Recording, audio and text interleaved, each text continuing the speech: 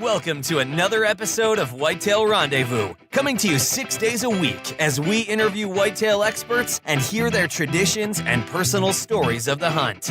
Learn more about the latest gear, discover proven tips, and the latest strategies so you can make your next hunt a success. Now, here's your host, Bruce Hutchin.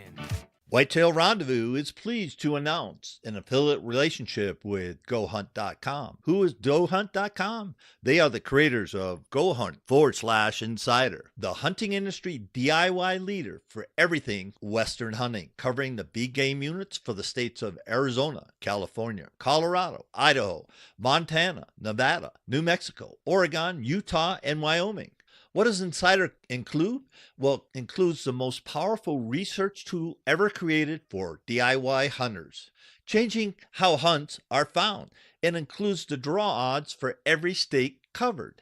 It's the most accurate in the industry. How about over 4,200 big game unit profiles, every unit, species, and season, with in-depth analysis, interactive maps, season trends, unit assets. Plus, you get access to the GoHunt.com gear shop, where by becoming a member, you will get a $50 gift shop card. Yes. Join now at www.gohunt.com/insider and use promo code WR for a free $50 GoHunt gear shop gift certificate. Join now at GoHunt.com/insider. Whitetail Rendezvous receives a small commission for anybody using promo code WR while joining Insider. This is your host, Bruce Hutchin, and we're heading to my old stomping grounds where I killed a number of deer a few years ago along the Black River between Osseo and Hickson, Wisconsin.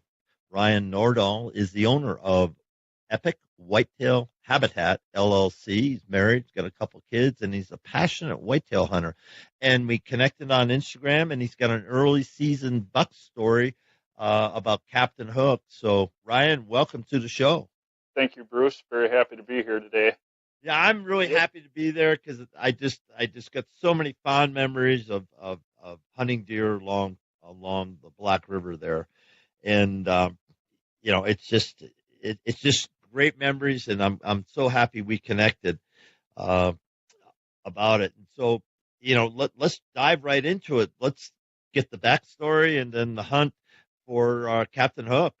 Absolutely. Well, as many of you know, Wisconsin's hunting season, archery hunting season, started this past Saturday, September 15th, 2018. And my quest for the Captain Hook buck began in 2016 when he was just 2.5 years old. He showed up in mid-October on our trail cameras. Had the trail cameras on a watering hole and then an adjoining food plot. And just an impressive deer. And how he got the name Captain Hook is he had a G4 on his right side that was very long and hooked over. So that's how he got the name Captain Hook right away as a 2.5-year-old. Fast forward to 2017, Captain Hook blew up into about a 140-inch deer. And this time he was sporting 3 little kickers, 2 on the right main beam at the base and 1 on the left base. Only about an inch or so long, but we definitely knew it was Captain Hook, and now he sprouted a G4 on his left side. So now he's a perfect 10-pointer with little kickers off his bases. Just a cool looking deer. He was traveling at the time with another buck that I had named Left Eye, who had about a 3 or 4 inch tine coming off his left base. So hence the name Left Eye. But anyway, Captain Hook was a target buck. He was just 3.5 years old in 2016. And he was definitely on our watch list. Wasn't on a hit list at all, just too young. We think that a mature deer is 4.5 to 5.5 years old and older, of course. So fast forward now to 2018. In March of 2018, I was able to pick up Captain Hook's sheds that laid 3 feet from each other. I believe he was in a bed and got up, shook him off, and I found him. It's the first decent decent shed antlers that I'd ever found and a complete set. So I was very, very tickled and very happy to have them. And then the work began. As many people know, we didn't have much of a spring here. We had a late season snowstorm. We got 17 inches of snow in April, and then come May, it turned right into summer. We had a lot of hot weather right away in May, and it continued through the summer. But we were planting food plots, doing a bunch of work, travel corridor improvements, hinge cutting for travel corridors, improving some of our hinge cut bedding areas for the thermal bedding come this fall and winter, things like that. Putting mineral out, setting trail cameras, and Captain Hook finally showed up at a mineral site on trail camera about the 17th of July was the first pictures I had of him. And I estimated him at that point, the middle of July, at over 130 inches with a good full month of growing left. And about a week before the archery opener here, I went in. I wanted one last check of my cameras, and lo and behold, he was on camera again. I had probably 3 weeks worth of pictures of him, and on a consistent basis, he was coming in the mornings. And on the warmer mornings, he was coming in very consistent at a certain time, just after sunup at a particular water hole. And I have a tree stand about 15 yards from that water hole, and I knew with the looks of the forecast that this was going to be the spot to take him if I had an encounter with him. And Saturday morning, woke up about 3 o'clock, and I'm a early riser to begin with. Like I said, I'm up at 3 o'clock, go through my normal daily routine. About 4:30, showered, scent killer soap, and got all my gear together in the scent crusher bag, and got it all loaded up into my pickup truck, and had about a 15 to 20 minute drive to my hunting property down in Hickston, Wisconsin, and changed in the field, and I had about a 45-minute to an hour walk. Got in the tree stand finally. I kicked a deer from the base of my tree stand as I approached. It was a low snort, and I thought, oh, I just blew it. I kicked him out of his bed. I won't see him, but I'm here. I'm going to sit anyway. I don't think it was the deer, but I don't know. Anyway, get up in my stand, setting all my camera gear, getting all set up, and I can hear deer moving around me. I'm totally undetected. I can hear a deer at the base of my tree smelling the ladder sticks that I just walked up, and got my bow pulled up in the tree, arrow nocked, and I'm ready to go. And the deer that was at the base of my tree, she finally appeared, walked out from underneath me. It's getting to be decent light now. I can see my pins on my bow and everything. I'm not going to shoot this doe at all, just because we have our doe population, buck to doe ratio right where we want it. So we're not shooting any does off of this particular 80 acres at all.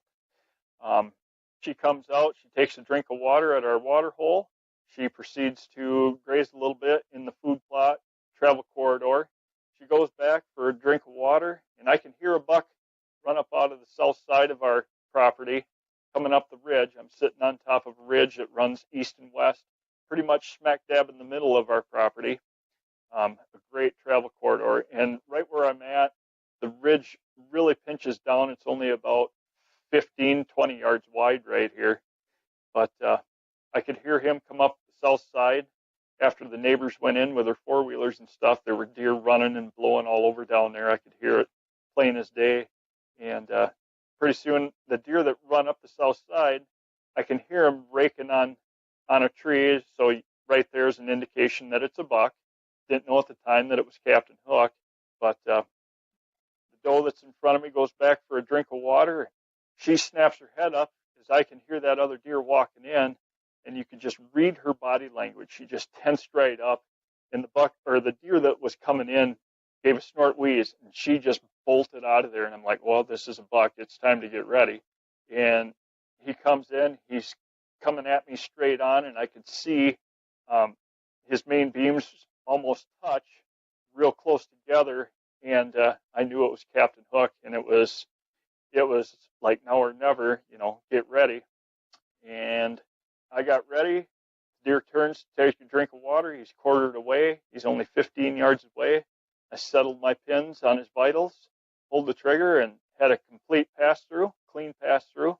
And deer takes off, and I realized I didn't turn any of my 3 cameras on. But I had an arrow in the deer that I was after, so I was very, very happy with that. I knew I had to wait a little while for this deer to expire. I didn't hear him drop, didn't see him drop, didn't hear him drop, so I knew I better give this deer a little bit of time. I didn't even pull the trigger on the deer, and the deer took off, and I had 3 other bucks come in, a couple 1.5-year-old bucks, and then a decent 2.5-year-old that'll be promising in the next few years. I ended up waiting an hour and 15 minutes in the tree, saw 11 deer just in that hour and a half time frame, which made for a great quality hunt. Even if I hadn't seen Captain Hook, it was still a great hunt. Got down out of the tree, got all my gear together, went over and assessed the arrow. The arrow had actually stuck in the water tank that we have for water holes. Was able to pull it out clean though, and it was cherry red. As bright and as grainy as the blood was, I knew it was a liver shot and possibly not a lot of bubbles on it, but there were some air pocket bubbles on it. So I proceeded to pick up the blood trail, which was obvious right at impact, blood right away. And he goes down the ridge about 100 yards and then turned and went down the south side of the ridge. So now gravity's taking him the rest of the way down to the bottom. And I found a bed where he had laid, and I picked up where he got out of there. He only went about another 10 yards, laid down again. Well, now I'm looking for where he got up out of that bed, and I went about 10 or 15 yards away from that bed, leaving my bow back at that bed. And I turned to go back to grab my bow, and I caught some movement out of the corner of my eye, and here's Captain Hook about 30 yards away, laying down, looking back at me. I immediately hit the ground and tried belly crawling back to get my bow, and I just happened to see him get up real front heavy, and he trotted off. At that point, my jaw just kind of dropped. I couldn't believe that this deer is not dead yet. So I decided I better wait another half hour or so before I pick him back up. And about 40 minutes went by. I get back on the blood trail. I have followed it for probably another 150 yards or so and then completely lost blood. I knew he had to be in the area, so I just started a grid pattern back and forth through this area, about a 10-acre area or so. And no sign of anything. I'm checking every trail in and out of there. No blood, no fresh tracks, anything. So I decided to kind of regroup and go back to the last spot of blood. And as I'm walking out of there, back to the last spot of blood, I caught some movement out of the corner of my eye again. And here the buck is, still alive, less than 20 yards away. I had an arrow knocked, so I come to full draw immediately. And as I'm settling into the pins to take a shot, he gets up and trots on out of there again, not offering me a shot. He didn't move real fast, but I didn't have a shot opportunity. So I immediately gathered all my stuff and just got out of there. This is at 10 o'clock in the morning, and it's now getting to be about 80 degrees out at that time, 85 degrees maybe even. My heart kind of sank that the deer was not expired yet. I knew he would expire at some point, but so I knew he needed time. So I just got out of the property altogether, come back home, did a few things, talked to a buddy of mine from Eau Claire, Mike Markowitz, who actually offered to come down and help me recover the deer. And we decided we'd meet at 4 o'clock on the property, and we did. Took the four-wheeler back up over the hill and showed Mike where I had last seen the deer laying down.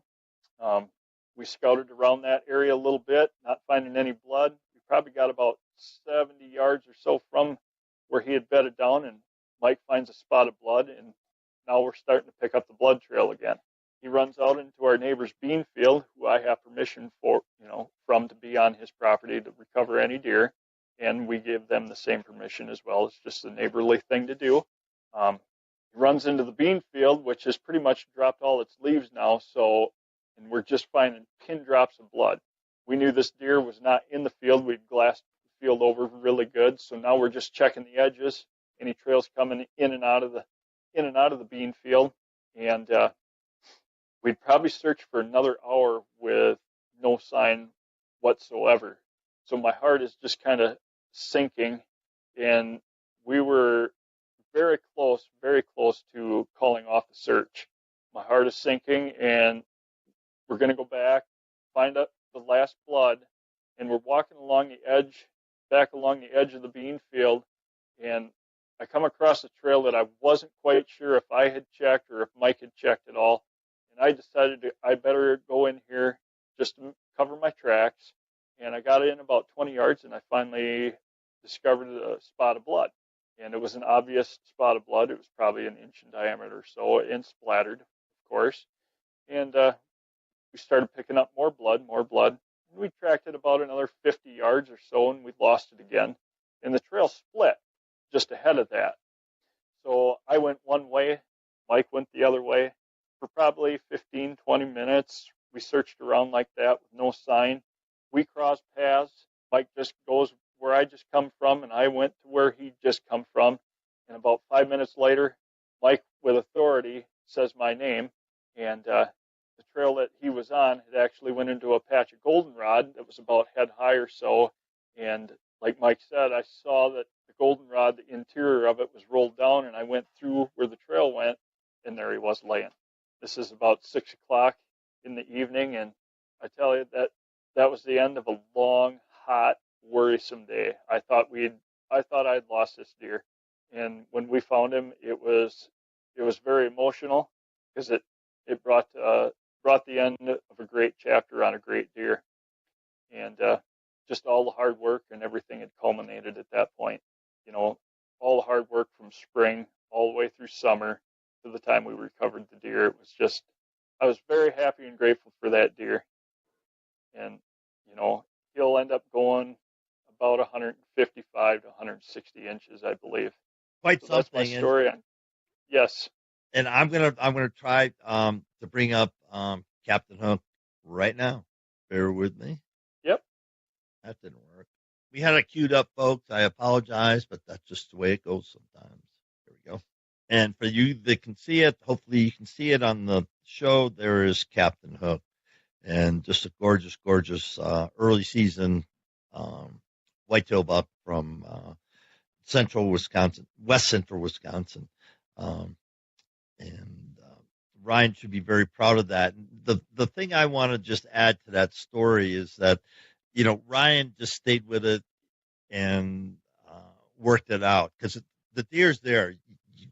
You shoot the deer, you know where the deer was hit. You pick up the arrow, you do your investigation forensics on the arrow, and so you get a pretty good idea of what's happening or what had happened. And so it just the way he's told the story, you just stayed after it. And sometimes we get frustrated, or I can't find them.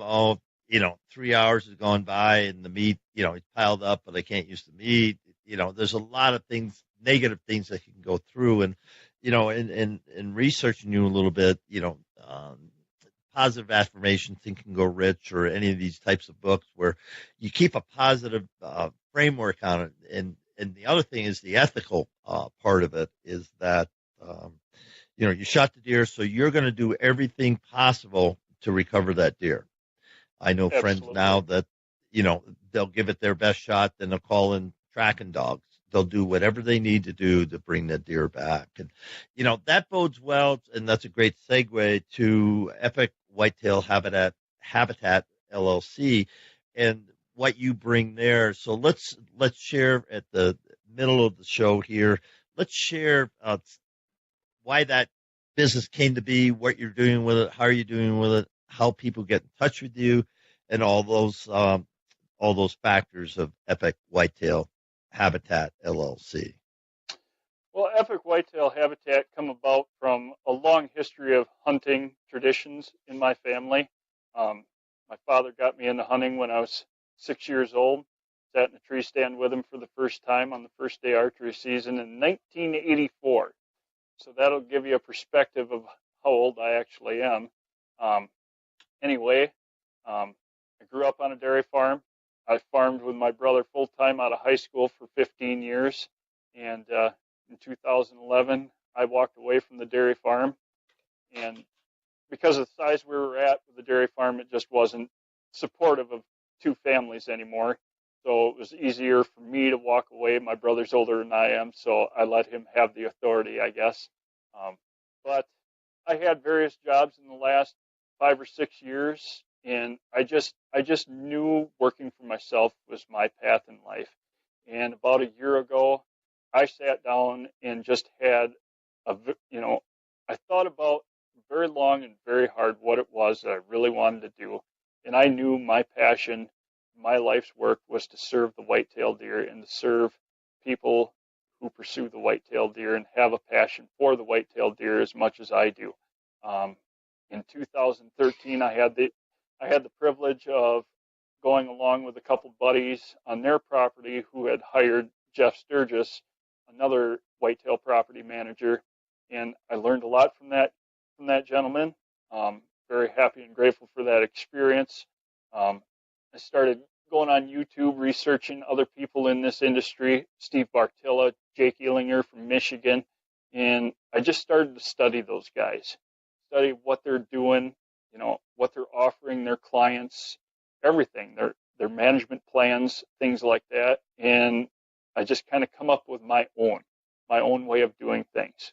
And that's, when I got into dairy farming, that's what I did too. I worked off of our family farm, working for other guys, and I learned my style of doing things. And it's the same when it comes to whitetail habitat management.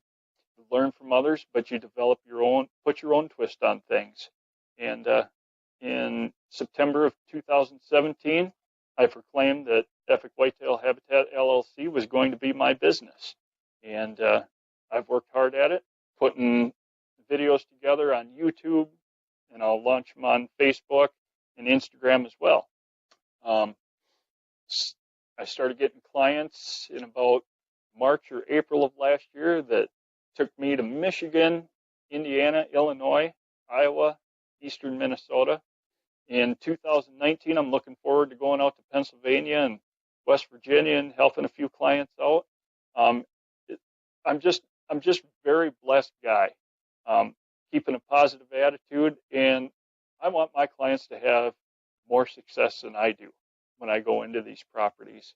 And then going back to my business, everybody thinks, I have a food plot and that's just good enough. And it's a whole combination of things when it comes down to a thorough management plan system, starting with food plots, of course, and then how my clients access their property and, how they can access their stands better going in undetected, playing the wind, things like that.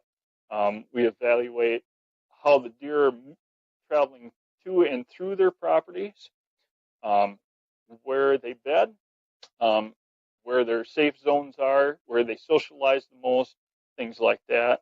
And then I come up with a written plan for these guys. I'll do a map and then a complete written plan for them as well that they can follow. And it's a process that can last them the entire duration that they own their property, hopefully for a lifetime that they own their property. Or if they decide someday they want to sell, well, that habitat plan can go along with the new owners of the property as well.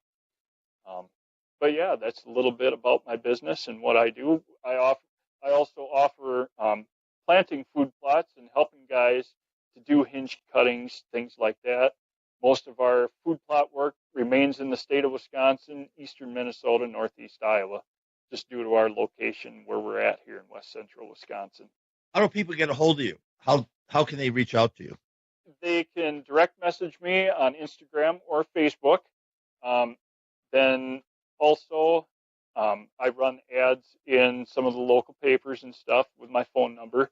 My phone number, personal phone number, is 299-0134. And my email address is epicwhitetailhabitat@gmail.com. Now, I know there's no certain or pricing, but do you have an hourly rate, or is it just on property basis, or how do you price your consulting? I have a flat rate when I do my consultations, when I go out to visit my clients. I have a flat daily rate, and then if we do any food plot work, that's usually by the hour. If it's a small amount of acreage, if we get more than an acre, then we start charging by the acre. And we have a little bit. Go ahead. We have a little bit smaller equipment, so it's only fair if we get up over that acre amount that we charge by the acre and not by the hour. And are you sponsored by Antler King, or you just like their product? I just like their product. I have a little bit of family history with the owner of Antler King. I'm not related to Todd Stittelberg in any way, but he worked with my father back in the mid-'80s, and my father and him actually worked on developing Antler King mineral, which got Antler King its start. And my dad basically told Todd Stittelberg to run with it and see where it goes. And who would have ever thought that 31 years later, the hunting industry would be where it is today? So that nobody would have foretold that. Absolutely. So that's kind of part of what motivates me the most to do what I'm doing.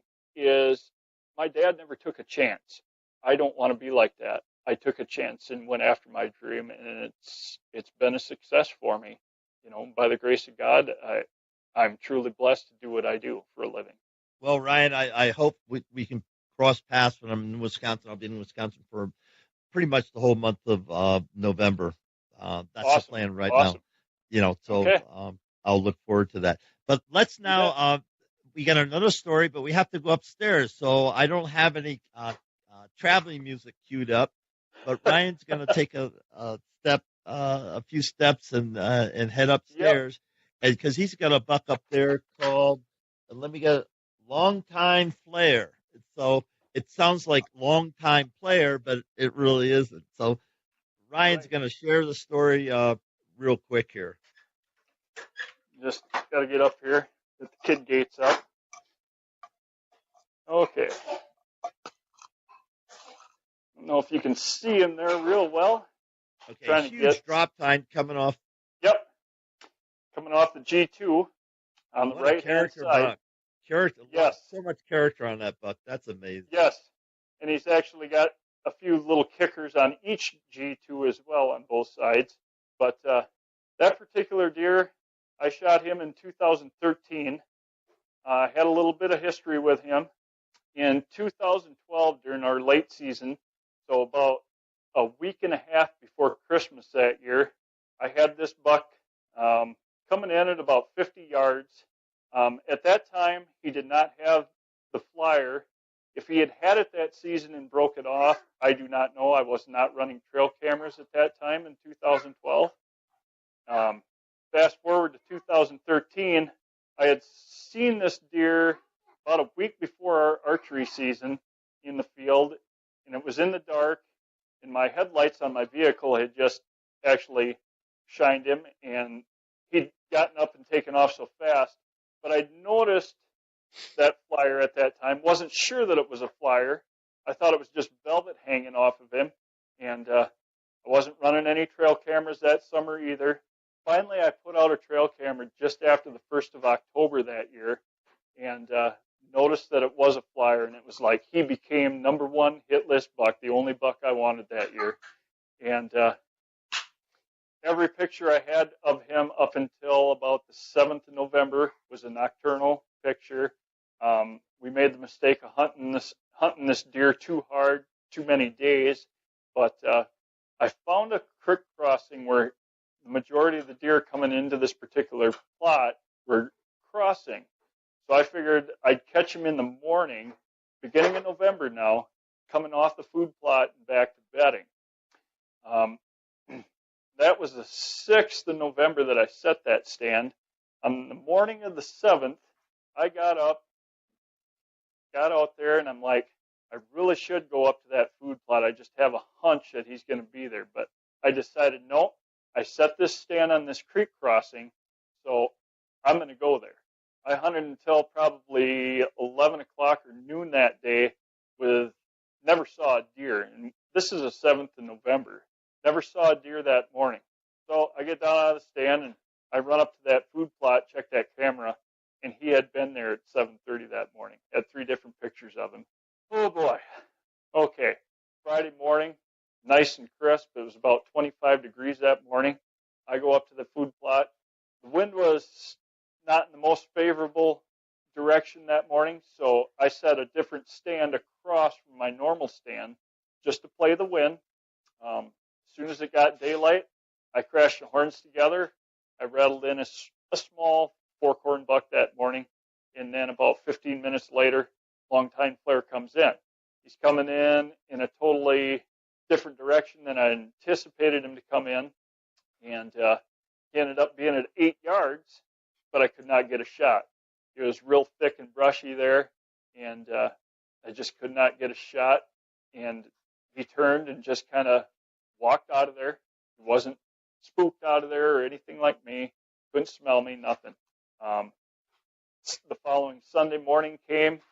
I went back up into my primary stand just because of the wind direction, and got up there, got settled in, and just at daybreak, where you could just start making out deer, longtime flare comes in, and he caught me reaching for my bow. He bolts out of there again. Now, this is a mature deer. This is a 6.5-year-old deer, and I've had 2 encounters with him. Now he's busted me, so he knows he's being hunted. On Wednesday night now of the following week, I'm in the same stand, and he comes in right at last of shooting light, offered me a shot at 20 yards. I took it, and I ended up shooting just under him. Number one, I couldn't see my pins real well, and I risked it and shot. Thank God I kind of shot under him, I guess you could say. Turned out being a blessing. So now that's 3 encounters, 1 shot at him. On Thursday night, I went back after him in the same stand. I had a nice 4.5-year-old 8-pointer come in. In anybody's book, he would have been a great buck to have, but I said to myself, nope, I want long-time flare, and I'm going to do what it takes this year to get him. So I let that 4.5-year-old walk. The remainder of the week, into the weekend, I hunted my brother's farm because the property I normally hunt is about 2 miles off the main farm itself. So I hunted my brother's farm, and with no luck, and on Sunday afternoon, I decided this is going to be the day I'm going to kill him. I said it to myself all day long. I'm going to kill him this afternoon. And at 4:30 that afternoon, he come into the food plot, and he come right down, come in my direction. He got about 20 yards again, and I was able to get a full draw on him. I stopped him, and as soon as I pulled the trigger on my release, the deer takes a step forward and towards me. I caught him in the last grab, and it come out his flank on the opposite side. Bad shot. I knew right then and there that this deer needed time. Called up a buddy of mine who knew I had been hunting the deer and was also hunting the same deer with me when he'd come up once in a while. I called Kevin and I said, I got an arrow into him. It's a bad shot. We got to wait till morning. Now, I know the next morning is Monday morning, but if you could somehow come up and help me recover this deer, that would be great. I want you to be part of this. And he goes, it's no problem. I'll be at your doorstep at 7 o'clock on Monday morning. Don't you got to go to work? No, my boss will understand, Kevin says. At 7 o'clock, Kevin was there. We're talking 15 hours now since I shot this deer. So we waited for it to get good and light, had a cup of coffee together, whatever. And we went up onto the property, and I found where the blood was. We trailed him, probably about 50 or 60 yards, and he crossed one of our logging roads, and we got to the other side, and we couldn't find any more blood. And we looked for probably an hour, and I said, okay, let's go into this next section of our woods here, and let's just get on every trail, anything we can do to pick up blood, any kind of sign. And we'd done that for probably the next hour and a half, 2 hours, with no sign of anything. So I told Kevin, let's go back, let's pick up the last blood, and just get on our hands and knees, whatever we got to do to find more blood. And as we regrouped and we're walking back, we kind of come up over a knoll in the property in a pine plantation. And I looked down one of the pine rows, and about 80 yards down, here was this buck laying stretched out across there. All right, he's done, he's stretched out. We run down there. I pick up his head, and we started snapping a couple pictures, and the deer starts trying to get up. No. I couldn't believe it either. So I knocked an arrow quick and jacked one into him. But, I mean, we're talking 17 hours after I'd originally shot the deer, and he's just starting to, he was sick enough where he wasn't really going anywhere, but still wasn't dead at that point. But I was able to get another arrow into him and finally put him down. But I said to Kevin right there, I said, if I would have got on him last night, even if I'd have waited a couple hours and got on him right away, he was only bedded 150 yards from where I shot him. If we would have kicked him up, we'd have never found that deer. And I guess God had it in his good graces to let us find him. Yeah, another great story. Yeah. Yep. Just another great story about persistence in the recovery. And everybody loves to post and, the pictures of wonderful bucks and does that they take. But I love to hear the stories, what it took after the hunt and how you stayed on it to get them on the wall. I mean, absolutely. That's just a great testament to you, Ryan, as a hunter. So, Thank Ryan, you. I just want to thank you for being a guest, an early season success guest on Whitetail Rendezvous. And listeners, you can learn a lot from Ryan. Again, tell them how to get in touch. Pardon me. Tell them how to get in touch with you. Again, Ryan Nordahl, Epic Whitetail Habitat, LLC. I can be found on Facebook at Epic Whitetail Habitat, LLC, on Instagram at Epic Whitetail Habitat. I'm also on YouTube under the same name.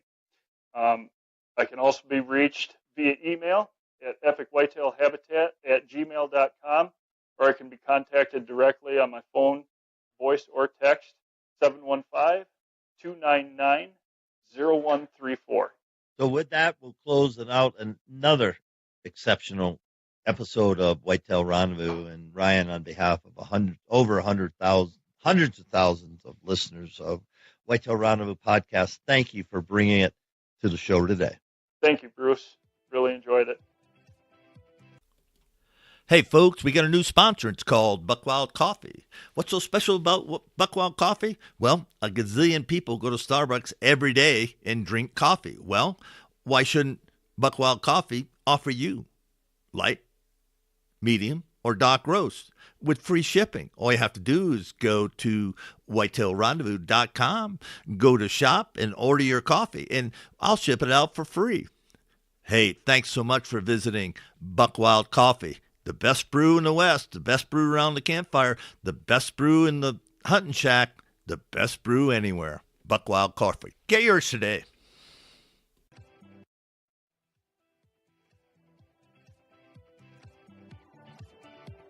Thanks for joining us. Be sure to tune in tomorrow for another episode of Whitetail Rendezvous, where you can listen and learn from the experts so you can be more successful on your next hunt. Until next time, listen, learn, and succeed.